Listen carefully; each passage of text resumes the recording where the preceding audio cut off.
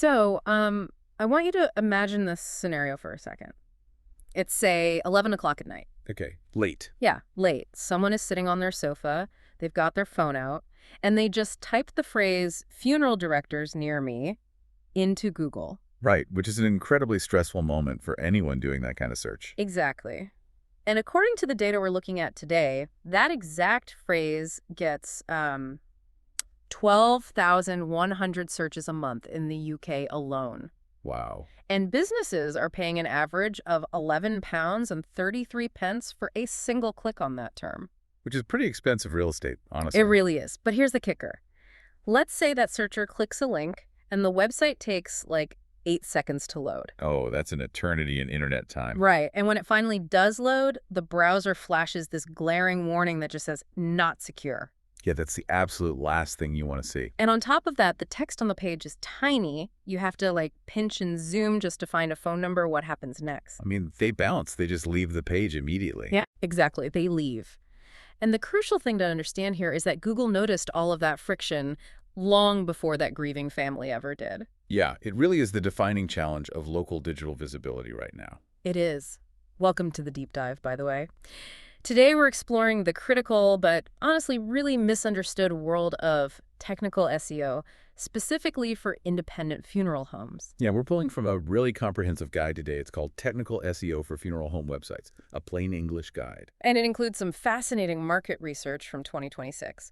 What really stands out to me about this guide is how it bridges that gap between old school reputation and modern digital presentation. Oh, definitely. It even gets into the psychology of modern design elements. Yeah, like using specific brand colors. It mentions these calming, trustworthy blues-like hex codes, 006 EBI4 and 8DCCF1, and using elegant typography. Right, like Playfair display for headings to look professional, mixed with interfonts for clear body text. It all plays a huge psychological role in building trust. But the whole point is, before a family ever even sees those beautiful design choices, the website actually has to technically function. Exactly. If it doesn't load, the fonts and colors literally don't matter. Right. So our mission today is to unpack exactly what technical site health is, why it's basically the make or break foundation for local rankings, and how you, the independent funeral director, can audit your own site. And you can do it in just 30 minutes using free tools, which is the best part. Yeah, so whether you're trying to modernize a family business that's been around for generations, or you're a marketer dealing with high-stakes local SEO, we are stripping away the jargon today. We're going to show you exactly how these technical foundations are won and lost. So to start off, before we can even talk about how to fix a website, we need to understand what search engines are actually looking for, right? Right, before they process a single word of your content. Yeah, so how should we conceptualize this? Well, I think we should separate search engine optimization into 3 distinct pillars. Okay, 3 pillars. What's the first one? First, you have on-page SEO. That covers what you're actually saying to the user. Like the text on your service pages. Exactly. The text, the headings, the specific keywords you use. Then the second pillar is local SEO. Which is where you appear on the web, right? Like your Google Business Profile or the map pack. You got it. But the third pillar, technical SEO, is what determines whether Google can actually access and process any of that other stuff in the first place. So it's the underlying infrastructure. Yes. Site speed, server security, mobile responsiveness, all those indexing protocols. I like to think of it like this. If your website is a brilliantly written CV detailing, decades of compassionate service, technical SEO is the envelope delivering it. That's a great analogy. Yeah, and if Google's automated crawlers can't easily open the envelope, it just does not matter how compelling the CV inside is. It really doesn't. They can't read what they can't reach. But I want to push back on this a little bit, just for a real-world application. Say an independent funeral home has been operating in the same town for 50 years. They have a pristine reputation in the community. Everyone knows them. Surely Google's algorithm is smart enough to recognize a legacy business and rank them anyway, even if the website is a bit clunky. You would think so, but no. Google's algorithm evaluates digital signals, not physical legacies. So it doesn't care about the 50 years. It's not that it doesn't care. It's that the search engine simply cannot perceive a physical reputation. It only parses the data provided to it online. Wow, okay. And in the funeral industry specifically, the threshold for that data is exceptionally strict. Why is that? because of how Google classifies these specific types of websites. They fall under a category called YMYL. Which stands for your money or your life, right? Precisely. Google applies this YMYL label to topics where incorrect or, unsecured information could cause tangible harm. Meaning it directly impacts a user's financial stability or their emotional well-being. Exactly. Think about someone researching medical advice or financial planning, or in this case, navigating the logistics of a death in the family. They are in a highly vulnerable position. So Google takes that vulnerability very seriously. Very. Because of this YMYL classification, they apply much tighter quality and trust thresholds. So if I'm running like a local pizza shop, Google might ignore a slow-loading menu. Yeah, a few technical glitches for a pizza shop aren't a big deal to the algorithm. But for a funeral home, For a funeral home, those same technical glitches signal to Google that the site might be unmaintained or unsecured, and it directly violates those strict YMYL trust standards. so if technical SEO is the envelope, the very first test that envelope has to pass is how quickly it can be opened. Especially on a mobile device. Right. Which brings us to Google's core web vitals. Mhm. And the guide is very clear that these aren't just optional best practices anymore. No, they are confirmed ranking signals. Google uses them to decide where you rank. And the most important metric here for load speed is called LCP, right? Largest Contentful Paint. Yes, LCP. It's essentially a metric for how long a user is staring at a blank screen before the main element renders. Like the big hero image at the top of the homepage. It's exactly. Google's stated target for a passing LCP score is under 2.5 seconds. 2.5 seconds. But the research document reveals a pretty stark reality for most independent funeral homes, doesn't it? It really does. Most of these independent sites, which were maybe built 5 to 10 years ago, routinely fail this test. How badly do they fail? We're talking 6 to 9 seconds to load. Oh, wow. Why is it taking so long? The mechanism behind it is usually incredibly simple. A local business will upload a massive, uncompressed 4-megabyte photograph of their newly renovated chapel directly to the homepage. Just straight from the camera to the website. Right, so when a user clicks the link, their mobile browser basically has to halt everything to download all 4 megabytes of data over a cellular network. Before it can even draw the screen. Exactly. The browser is just bottlenecked by the sheer weight of the file. Okay, I understand that modern internet users are notoriously impatient when they're, shopping for shoes or ordering a takeaway. Right. But when we're talking about a death in the family, the context is totally different. Are users really abandoning a funeral home website just because it takes 4 or 5 seconds to load? It's a great question. The psychology of the searcher under extreme stress is actually fascinating. You'd assume grief makes people more deliberate, right? Or at least more tolerant of delays. You would assume that, but the data indicates the exact opposite. Really? Yeah, users experiencing high cognitive load and emotional distress are significantly more impatient. So they just leave? According to the stats in our sources, 53% of mobile users abandon a page that takes more than 3 seconds to load. More than half. Yes. When someone is in a state of crisis, they are not going to sit there watching a spinning loading wheel. They'll just hit the back button and call the very next search result. And every time a user does that, it sends a signal to Google, right? A direct behavioral signal known as pogo sticking. It tells the algorithm, hey, your site failed to satisfy this user's query. Which creates this compounding negative effect, pushing your local ranking further and further down. Exactly. And this is particularly dangerous because of mobile-first indexing. Oh, right. If you're listening right now, it is so crucial to know that since 2019, Google assesses the mobile version of your site before it ever even looks at the desktop version. That's right. It's the default. So if your site was built years ago for a nice, wide desktop monitor, Google's crawlers are basically evaluating a degraded, squished version of your site. The crawler literally renders the page using a simulated smartphone viewport. And if your code doesn't adjust to that narrow screen, Then elements overlap. If your phone number drops off the side of the mobile layout because it doesn't fit, as far as Google's index is concerned, your business does not have a phone number. wow. Okay, so let's assume the site passes the speed test. The mobile layout is flawless. The main image loads in 2 seconds flat. Right. But all that speed means absolutely nothing if the very first thing the user sees makes them feel unsafe. Yes, digital trust is huge. And on the modern web, that feeling of safety is dictated entirely by what sits in the URL bar at the very top of the screen. We need to talk about HTTPS security. It is a non-negotiable foundation for trust.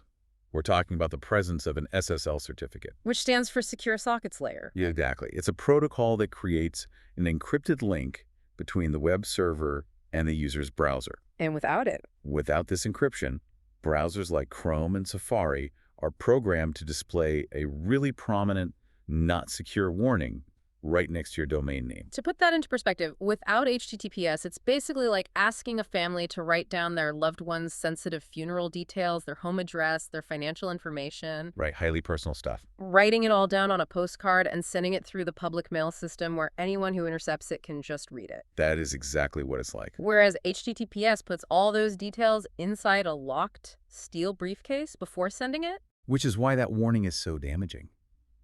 Why would a grieving family trust a business to handle their most sensitive real-world moments if their digital platform openly declares itself unsafe? It's like having a flickering, broken neon sign and a shattered front door at your physical parlor.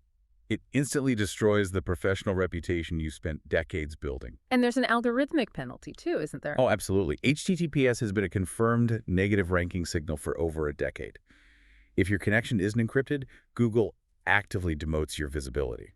But beyond just basic security, the sources outline another trust-related mechanism that is uniquely devastating to the funeral industry. Yes, the duplicate content trap. Specifically created by syndicated obituaries. This is fascinating because it's a completely unintended consequence of just trying to be helpful. Exactly. Independent funeral homes frequently use third-party platforms to publish obituaries and collect donations for families. Which is a great service. It is. But the mechanical problem arises when the exact same obituary text is published on a massive third-party platform like funeral notices in the UK. Which has incredibly high domain authority. Very high. And then that identical text is simultaneously published on the funeral home's own website. And Google hates that. Search engines are designed to filter out duplicate content so they can provide diverse search results. So when Google's crawler sees the identical text on 50 different pages, It has to decide which one is the original master copy. And because the third-party site usually has significantly more traffic and algorithmic authority, Google just assumes they are the source. leaving the independent funeral homes page to get completely filtered out of the search results. Right, it just vanishes from the index. So how does a business actually fix that without entirely giving up on these helpful third-party platforms? You don't want to stop offering that service to families. The technical solution is something called a canonical tag. A canonical tag, what does that actually look like? It's a specific line of HTML code placed in the header of a web page, and it looks something like rel equals, quote, canonical, end quote. Okay, and what does it do? It basically functions as a directional sign for search engine crawlers. It explicitly tells Google, yes, this content might exist elsewhere, but this specific URL on our website is the authoritative master copy. Ah, okay. But what if editing the back-end code just isn't an option for someone? Then the alternative is for the funeral home to write unique supplementary content about the deceased on their own page. So just making sure it's different enough from the syndicated template to be indexed on its own merits. Exactly. Just adding a personal paragraph can fix the issue. Okay, let's follow the logical progression here. The website is lightning fast on a mobile phone. It is secured with HTTPS encryption, and the duplicate content is handled. Everything's looking good. We've solved the human experience. But as search behavior evolves, how do we ensure the machine actually understands the specific services being offered? Right, because a fast, secure envelope is great, but modern AI tools don't read paragraphs of text the way humans do. So what's the solution? This requires us to look at schema markup. Schema. Yes. Schema is a form of structured data. It's most commonly written in a format called JSON LD. Okay, let's break that down. Why is this even necessary? You have to realize that natural human language is highly ambiguous to a machine. Right. If a web page says, we offer direct cremation starting at 900 pounds, a human understands that instantly. It's perfectly clear to us. But an algorithm has to use natural language processing to guess the context. JSON LD removes the guesswork entirely. So how does it work?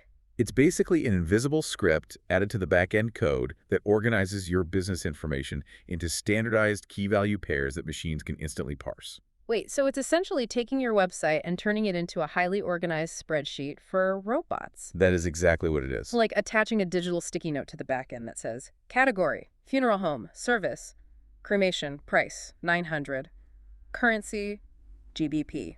That's the exact mechanism. You are literally handing the algorithm a structured database entry. That's brilliant. And the guide highlights 4 critical types of schema for this sector. What are they? First, there's local business schema, utilizing the specific funeral home subtype. Makes sense. Second, service schema, which details structured entries for things like pre-need planning or memorial services. Okay, what's the third? Third is breadcrumbless schema to help crawlers map the site's architecture. And finally, FAQ page schema. FAQ page schema. Yes, and this one is rapidly becoming the absolute most critical asset for the future of search. Because it ties directly into what the guide calls GEO, right? Generative Engine Optimization. Yes, the way user search is fundamentally shifting toward artificial intelligence. The market research from March 2026 actually highlights a really crucial statistic about this. It does. It shows that independent UK funeral directors over-index on the AI search engine Perplexity by plus 28.2% compared to the national average. Which is huge. Professional funeral directors are utilizing AI search heavily themselves, which means we can safely assume their client base is adopting these tools as well. Oh, without a doubt. So when someone opens ChatGPT or Perplexity or Google's AI overviews and types, what are the legal steps when someone dies at home? Those language models aren't reading the internet like a human reading a magazine. No, they are hunting for structured, entity-rich data to reduce their own hallucination rates. They want verified facts. And where do they find them? They specifically look for FAQ page schema to extract those verified answers. So if your website relies entirely on unstructured paragraphs of text, If you lack this schema implementation, you're virtually invisible to AI search engines. they just won't see you. They won't.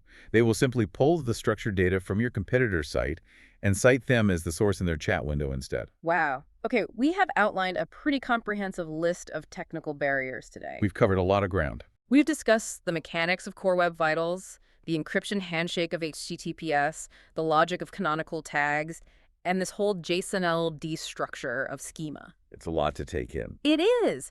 If you're an independent funeral director listening to this, it would be entirely understandable to feel overwhelmed right now and assume you need to go hire an expensive developer on retainer today. But you really don't. And the core mission of this deep dive was to prove that you can take control of this foundation yourself. Because an independent family business doesn't need $1 million corporate marketing budget, right? Exactly. The guide details a step-by-step, 30-minute quarterly site health audit that literally anyone can perform. Using 3 completely free tools provided by Google itself. That's right. Free and accessible. So let's walk through what this audit actually looks like in practice. Yeah. If I sit down at my desk right now, where do I start to check how fast my site is loading? You start with Google PageSpeed Insights. You just navigate to pagespeed.web.dev and enter your homepage URL. Okay, easy enough. Within 30 seconds, Google simulates a page load and provides a performance score. And I'm guessing I should look at the mobile score. Yes. The crucial step here is to ensure you are looking at the mobile tab, not the desktop tab. Because of mobile first indexing. Yeah, exactly. And you're looking specifically for that LCP metric we discussed earlier. The largest contentful paint. Right. But more importantly, the tool doesn't just give you a number. It tells you exactly what is causing the delay. How does a non-technical user actually read that diagnostic report, though? Is it just a bunch of code? Not at all. You just scroll down to the opportunity section. You will often see a drop-down labeled something like serve images in next-gen formats or properly sized images. Oh, so it's plain English. Very plain. When you expand that drop-down, Google literally gives you the exact file name of the photograph that's causing the bottleneck. It points right to the culprit.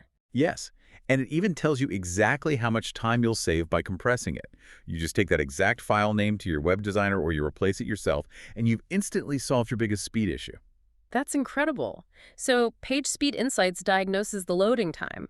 But speed doesn't guarantee the site is actually usable on a tiny screen. Nope, doesn't. How do we test if a grieving user with shaking hands can actually tap the phone number without having to zoom in? For that, you move to tool number 2, the Google Mobile-Friendly Test. Okay, tool number 2. You plug your URL in, and Google's crawler evaluates the physical usability of the page. What kind of errors does it look for? It will explicitly flag errors like text too small to read or tap targets too close together. So if my call us button is right next to my send flowers button. And a user might accidentally tap the wrong one on a small screen, Google flags it as a failure. Because it's a terrible user experience. Exactly. Okay, so we know the page loads fast, and we know the buttons are usable. But none of that matters if Google hasn't even saved the website to its database. Right. If you aren't indexed, you don't exist. So how do we verify that the site actually exists in Google's eyes? That brings us to tool number 3, Google Search Console. The command center. This is the command center for your website's visibility.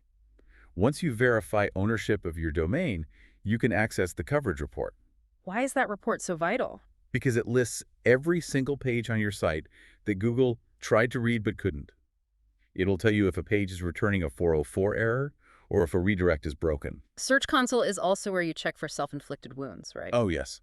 The biggest ones. The guide specifically points out the dangers of the robots.txt file. Yeah, the robots.txt file is just a plain text document living on your server that dictates the rules of engagement for automated crawlers. It tells them which folders they are allowed to look at. Exactly.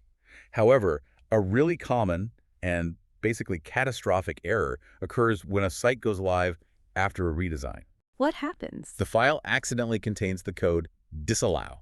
Disallow : /. What does that slash do? That single forward slash represents your entire root directory. It explicitly commands Google to ignore your entire website. So you just vanish. You will vanish from search results until it is removed. One lingering line of code from a developer, and you are erased from the internet. Poof, gone. It highlights exactly why this quarterly audit is so mandatory. And while you're in Search Console, you need to provide Google with a map, correct? Yes, you need to submit your XML sitemap. Where do you usually find that? You can usually find it by typing your web address, followed by sitemap.xml.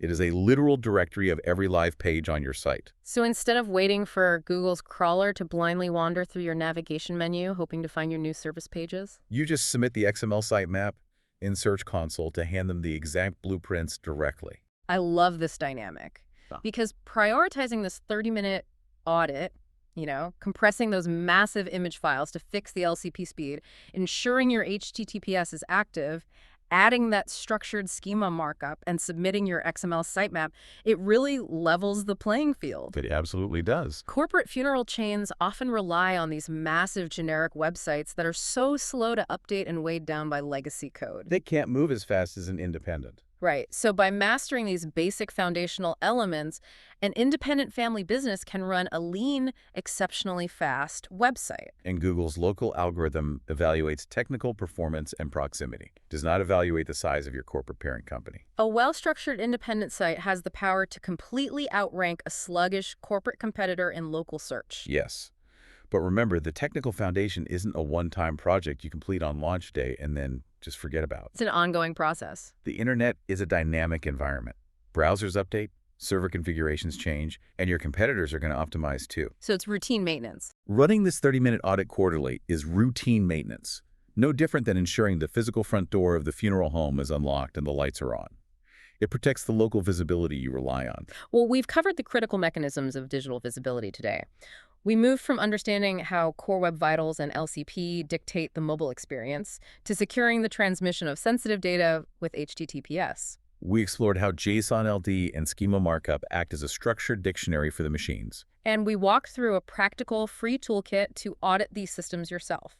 But as we wrap up, I really want to leave you with a larger question regarding the rapid adoption of AI search tools like Perplexity. It's the biggest shift we're seeing. It is. So think about this. If these generative engines continue to get smarter and they rely increasingly on back-end structured data, like your FAQ page schema, to pull your business's answers directly into their own chat interfaces. Right, taking the data without needing the visual site. Exactly. What happens to the traditional concept of a website in the next 5 years? If a family searches for immediate guidance at 11 p.m. and the AI provides all your pricing and contact details directly on the search results page, nobody is actually clicking through to experience your carefully chosen brand colors or typography. They never even see those calming blues. Right. If the user never needs to visit your homepage, is your website's only future purpose to serve as a silent, structured database for the machines? It forces us to reconsider the entire definition of digital presence, really. The value may shift entirely from human presentation to machine accessibility. Something to ponder the next time you sit down to run that PageSpeed Insights test. Thank you for joining us on this deep dive.